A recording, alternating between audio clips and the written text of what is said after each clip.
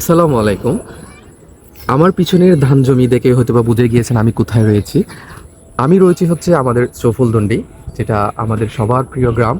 এবং চৌফুলদন্ডি অনেক কিছুর জন্যই বিখ্যাত। তার মধ্যে রয়েছে ধান, মাছ, লবণ, কাঁকড়া, আরও ইত্যাদি অনেক কিছুই রয়েছে। তো আমাদের আজকের চৌফুলদন্ডি সিরিজ পর্বের প্রথম পর্বে আপনাদেরকে দেখাবো চৌফুলদন্ডিতে কতটুকু ধান উৎপন্ন হয় এবং এই ধানের উপর কারা কারা নির্ভরশীল, সেটা নিয়ে আজকে আমাদের প্রতিবেদন থাকবে। সাথেই থাকুন।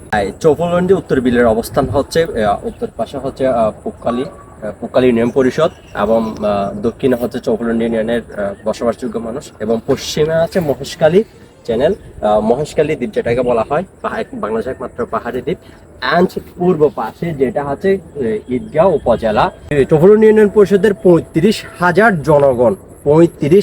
জনগণের খাদ্য উৎপাদনের একমাত্র স্থান এই চৌফুলদন্ডি উত্তর বিল। আমাদের চৌফুলদন্ডি উত্তর বিলে অনেক প্রজাতির ধান চাষ হয়, যেখানে আমরা দেখতে পাচ্ছি এখনো কিন্তু ধান চাষ করা হয়েছে। তবে এখানে একটা প্রবলেম হচ্ছে, এখানে সরকারি কোনো সহায়তা বা সরকারি কোনো উদ্যোগ এখানে তেমন চোখে পড়ে না।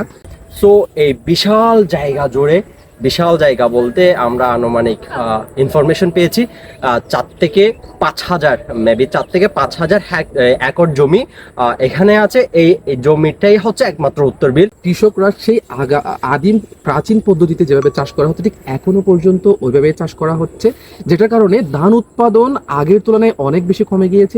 যেখানে আগে অনেকগুলো ধান উৎপন্ন হতো সেখানে দেখা যাচ্ছে তার 1 গুণ 2 গুণ কমে গিয়েছে। সেটার জন্য আমার কাছে মনে হয় সরকারি সহযোগিতা অনেক বেশি কাম্য। কারণ কক্সবাজার জেলার মধ্যে যেহেতু চৌফুলদন্ডি 1 নম্বর ইউনিয়ন এবং এই চৌফুলদন্ডির উত্তর বিল কিন্তু শুধুমাত্র চৌফুলদন্ডির জন্যই নয়, শুধু পুরো কক্সবাজার জেলার মধ্যে অন্যতম ধান উৎপাদনের একটা জায়গা বলে আমার কাছে মনে হয়। সেইখানে যদি সরকারি কোনো উদ্যোগ না থাকে সেটা ভাববার বিষয়। আমাদের অর্থনীতি কোন দিকে যাচ্ছে সেটা ভাববার বিষয়। তো এই জন্য আমাদের একটা প্রচেষ্টা বা আমাদের একটা অনুরোধ থাকবে সরকারে যারা রয়েছে তাদের প্রতি, তারা যাতে এখানে সুষ্ঠু একটা উদ্যোগ গ্রহণ করেন, ধান উৎপাদনে আরো যেত ত্বরান্বিত করা যায়। এখানে আরেকটা মেজর যেটা প্রবলেম আমার কাছে মনে হয় সেটা হচ্ছে এখানে যারা কৃষক রয়েছেন তাদের মধ্যে কোনো কমিউনিটি নাই। আমাদের চৌফুলদন্ডি উত্তর বিলের যে অর্থনৈতিক যে অবদান রাখছে সেই পার্সপেক্টিভের বিপরীতে গিয়ে ভূমিদস্যুতার কারণে আমাদের চৌফুলদন্ডি উত্তর বিলের মাটির যে উর্বরতা সেটা দিন দিন হ্রাস পাচ্ছে। তার জন্য আমি সবচেয়ে বেশি দায়ী করব চৌফুলদন্ডি ইউনিয়ন পরিষদকে এবং কক্সবাজার জেলার পরিষদকে। আমরা দুজনেই হচ্ছে চৌফুলদন্ডির গর্বিত বাসিন্দা, এই জন্য চৌফুলদন্ডিতে কোনো উন্নয়ন হোক বা কোনো ক্ষতি হোক সেটা আমাদেরই বহন করতে হয়। তো আমরা চাই চৌফুলদন্ডির আরও উন্নয়ন করুক, আরও সামনের দিকে এগিয়ে যাক, সেটা সব দিক দিয়ে।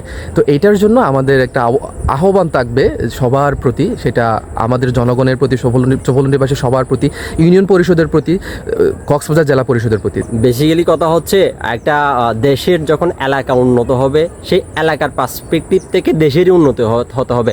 সেজন্য চাই সুষ্ঠু পরিকল্পনা, সেজন্য চাই সুষ্ঠু অবকাঠামো ও উন্নয়ন। সেজন্য দরকার যেমন স্থানীয় জনগণদের সচেতন হতে হবে এবং ইউনিয়ন পরিষদের কর্মকর্তাদের দৃষ্টি আকর্ষণ করছি আমি এবং জেলা পরিষদের দৃষ্টি আকর্ষণ করছি যেন আমাদের চৌফুলদন্ডি এর উন্নয়নটা ধারাবাহিক থাকুক এবং সুদূর প্রসার এগিয়ে যাক।